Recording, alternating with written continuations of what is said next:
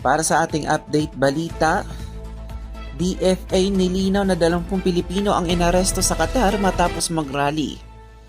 Nilinaw ng Department of Foreign Affairs na 20 Pilipino ang inaresto at ikinulong sa Qatar matapos mag-rally.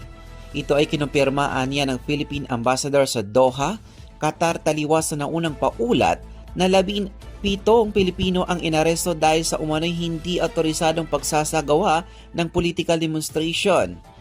Ayon kay DFA Undersecretary Eduardo De Vega, napalaya na ang isa habang 16 or 19 ang nananatili sa kustodiya ng Qatar Police Station.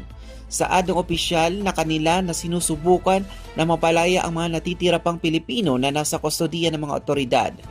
Inihayag din ni Yusek De Vega na kung sakaling sampahan ng kaso ang mga naarestong Pilipino, magbibigay ang Embahada ng Pilipinas sa Qatar ng legal assistance dahil maaari silang makulong ng 3 taong kung sakali.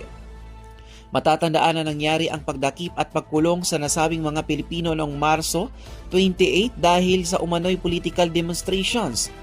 Bagamat hindi tinukoy ng Embahada ng Philippines sa Qatar kung ito ay may kinalaman sa malawakang protesta na inilunsad ng mga Duterte supporters kasabay ng ika-80 kaarawan na dating Pangulong Rodrigo Duterte na nakakulong sa Scheveningen prison sa The Hague, Netherlands.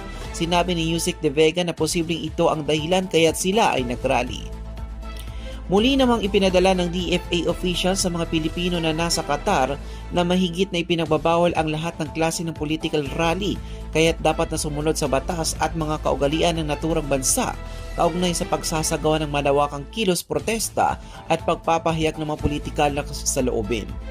At yan ang ating update balita. Ito po ang inyong likod si Loy Imam nag-uulat.